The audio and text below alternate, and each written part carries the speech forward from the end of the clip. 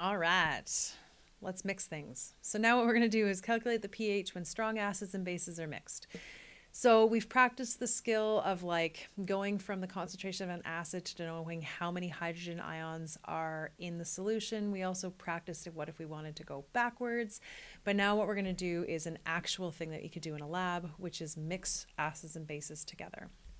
When a strong acid and a strong base are mixed, a neutralization reaction occurs, which we've always known as acid plus base goes to salt plus water. Hydrochloric acid plus sodium hydroxide produces sodium chloride and water. The key thing is that the thing that's driving this reaction is that hydrochloric acid is hydronium or hydrogen ions in solution, right? So you're allowed to use the simplified version for this if you want. I chose in the notes to write the complicated version because it's the one that people are least familiar with. Whereas when I say, hey, you can use the simplified, people are usually okay with it. But when you have a strong acid in solution, it ionizes completely. It produces hydronium or hydrogen and chloride. The sodium hydroxide, same thing. It's a strong base, so it dissociates into sodium and hydroxide ions. The thing that's driving this reaction is the formation of liquid water.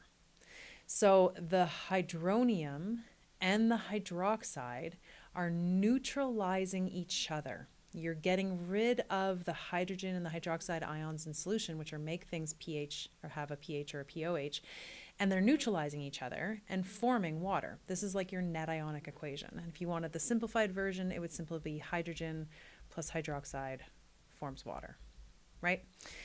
But that's what drives it. The sodium and the chloride are actually spectator ions. They are present as ions in the left-hand side of the equation. They're present as ions in the right-hand side of the equation. The formation of water is the driver of the neutralization reaction. So what's going to happen is that when we put a strong acid and a strong base together, we want them to neutralize. We want the hydrogens and the hydroxides to form waters. But sometimes there's more acid than there is base, or sometimes there's more base than there is acid.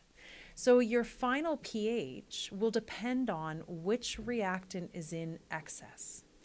If there is an excess amount of hydrogens, there was too many for the hydroxides available in solution, your solution will be acidic. Whereas if there's too much hydroxide and you've neutralized all the hydrogens, but there's still more hydroxide available, your solution will be basic. And then lastly, if you had equal amounts of hydronium and hydroxide, your solution would be neutral with a pH of 7. All right, so how's this going to look like with math? You're going to have, sorry, someone's washing dishes outside my office and it gets really loud.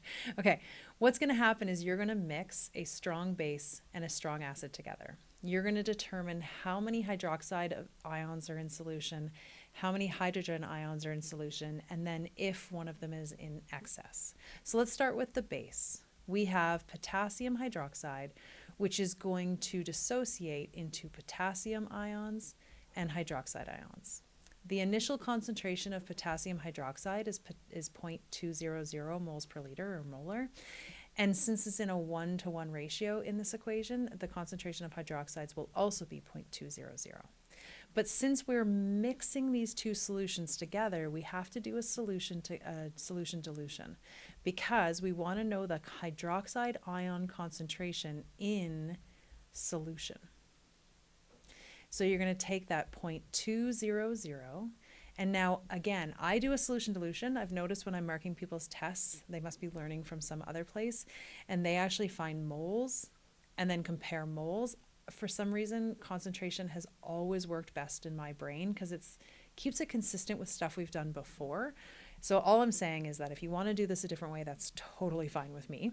But I'm going to find the concentration of hydroxide in my mixture.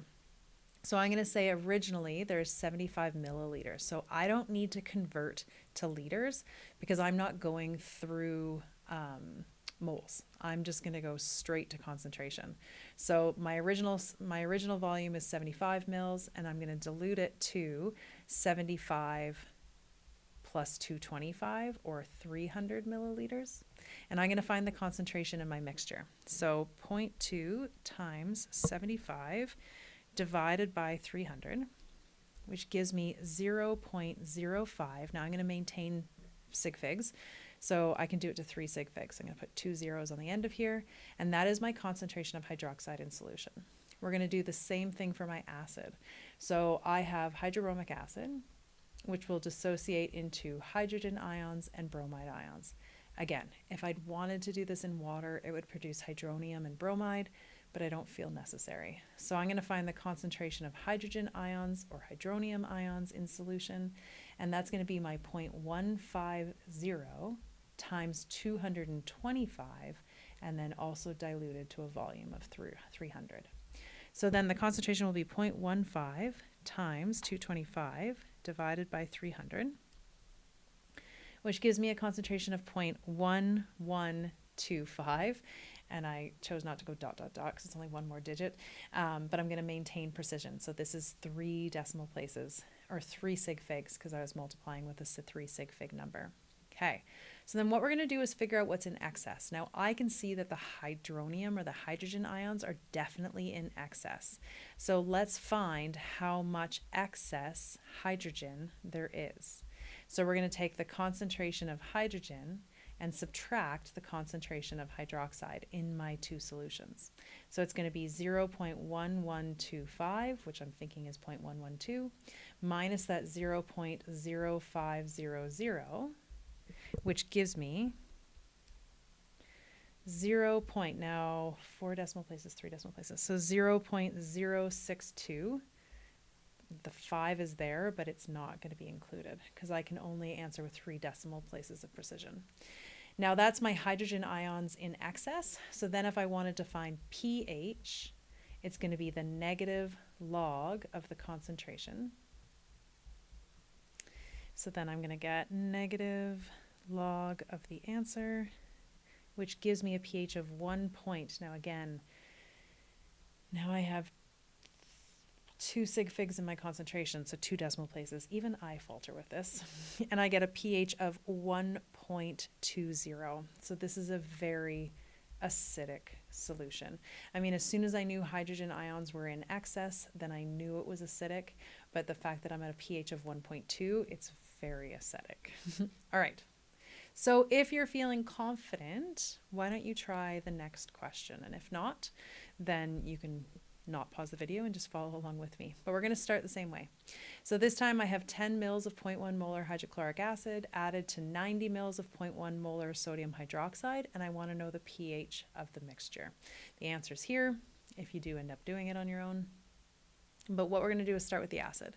Now in the hydrochloric acid, again, it's going to dissociate into hydrogen ions and chloride ions. And so the molarity of the hydrochloric acid is 0.110, so the molarity of the hydrogen ions is also 0.110. I don't know what I just said. So the concentration of hydrogen in solution is going to be that 0.100, and then I'm going to do my solution dilution. It is 10 milliliters getting diluted with 90 milliliters, so that my total volume is 100 milliliters. And I'm going to do 0.1 times 10 divided by 100, which is going to give me 0.0100. Then I'm going to do the same thing with my base. So my sodium hydroxide, again, is just going to be in a 1-to-1 ratio, but it's not always, so just be careful, right? So my concentration of my sodium hydroxide is 0.100 as well. So the concentration of hydroxide ions is also going to be 0.100. So then the concentration of hydroxide ions in solution is going to be the 0.100 times the 90 divided by 100. So 0.1 times 90 divided by 100 gives me 0.0900 to 2 sig figs. Now this time, can you see that I'm going to have the hydroxide ions in excess? So the hydroxide ions in excess is going to equal the 0.0900 minus the 0.100. So I have 0.0800 molar excess hydroxide ions that couldn't be neutralized because I was limited in my hydrogen ions. Now they wanted to know pH. You can go from hydroxide ion in excess to hydrogen ion excess to pH, or we could simply find pOH by doing negative log of the concentration. So I'm going to do negative log of 0.08, which gives me 1 point, now 3 sig figs, so 3 decimal places, 0.096 dot dot dot, right? So 3 sig figs, 3 decimal places. And then to find the pH, I'm going to do 14 minus the pOH, which is going to give me 12 point, now I'm subtracting, so I've got 3 decimal places, so 12.903 is my pH, which is a very basic solution. All right, let's look at the next guy. Calculate the pOH resulting from the mixture of 100 milliliters of 1.2 molar barium hydroxide, careful with the 2, with 35 milliliters of a solution containing 3.25 grams of hydrochloric acid. So we are upping it a level here, okay? What are we going to do with this?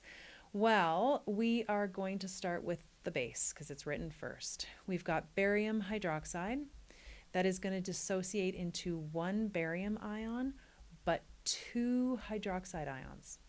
So if the concentration of barium hydroxide is 1.20, then the concentration of hydroxide is 2.40. Then we're going to do our solution dilution. So the concentration of hydroxide ions in solution is going to be that 2.40, and then we're going to do our solution dilution. We are adding 100 milliliters of barium hydroxide to a solution of 35 milliliters. So my total volume is going to be 135 milliliters. So my concentration is 2.4 times 100 divided by 135, which gives me 1.77 dot dot dot. Okay, now let's do the same thing with my acid.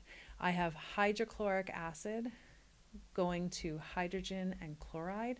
Again, if you want to do it in water, that's cool. I just take the easy route when I can. Now for this one, we know that we have 3.25 grams of hydrogen chloride that are dissolved in 35 milliliters of water to form hydrochloric acid. So what we have to do first is find the concentration of hydrogen chloride or hydrochloric acid.